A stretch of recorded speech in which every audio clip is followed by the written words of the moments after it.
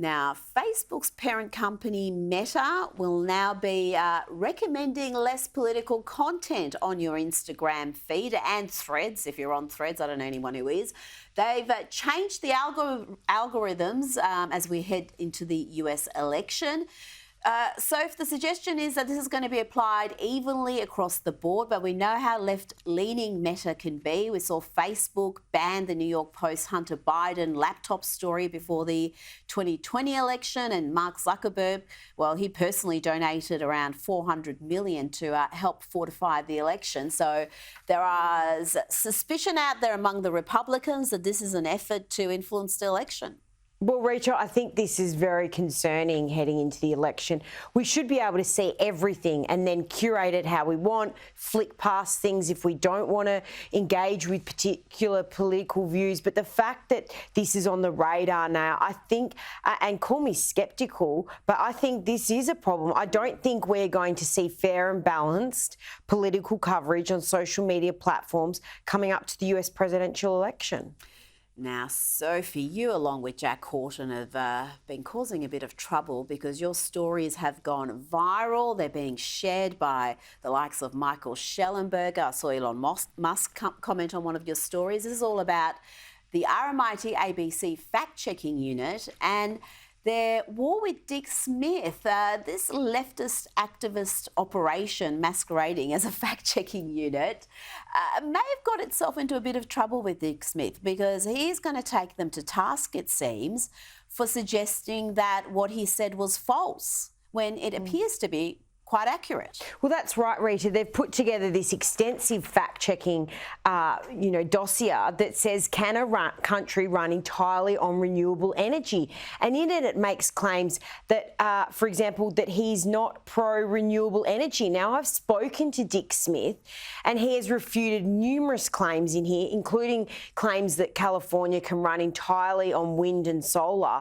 He's explained that they also have nuclear energy over there. So they're neglecting different parts of the puzzle here. So basically, in a nutshell, Dick Smith is saying this document is wrong and he wants it corrected on the record because it's tarnishing his reputation. He says it's full of lies. He's in the process of writing to the ABC and he says if it's not amended, he will be taking legal action. That is an escalation if I ever heard one. But he is right. You can't just run on wind and solar. You need some sort of baseload power. You need at the very least hydro.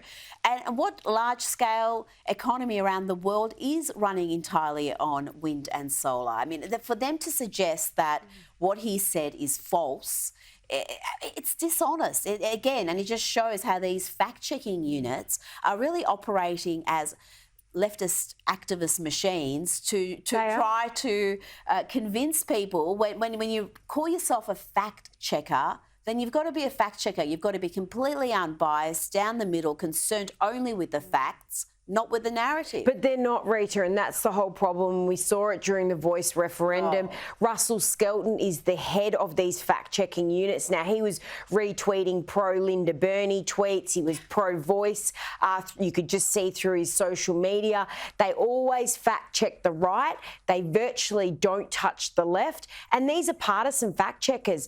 Sky News has exposed on numerous occasions these fact-checkers in the RMIT division are total activists. And a lot of them have shut down their social media because they were caught red-handed spruiking their political views. So this is not objective fact-checking. No. This is a partisan outfit. Completely partisan, and not just partisan being a little left-leaning. Often when you look at some of the individuals involved in this group, they're very much on the far left spectrum of the political environment. Rapper and mogul Sean Diddy Combs had his homes in New York, Los Angeles and Miami raided by Homeland Security agents today.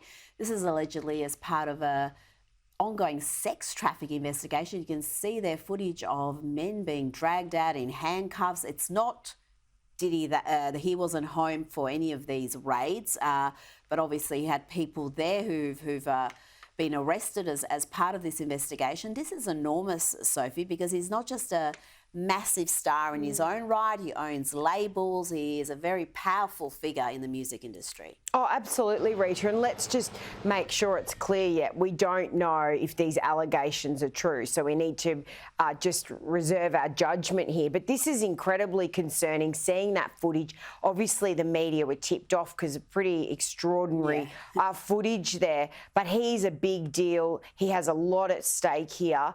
And the whole world is watching this. You know, this story is going absolutely global all around the world because he's such a massive name. So it'll be really interesting, Rita, to see how it plays out, particularly for the music industry.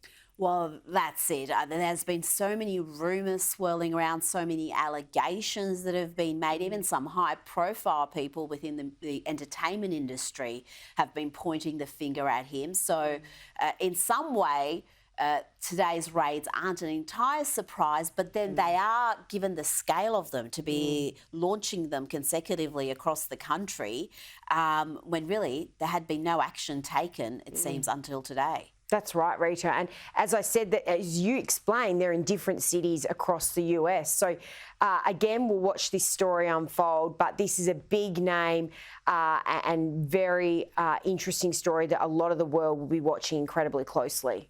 Yes, I think we're going to hear all sorts of accounts on the record in the coming days. Sophie Elsworth, thank you so much for your time this evening. Thank you, Rita.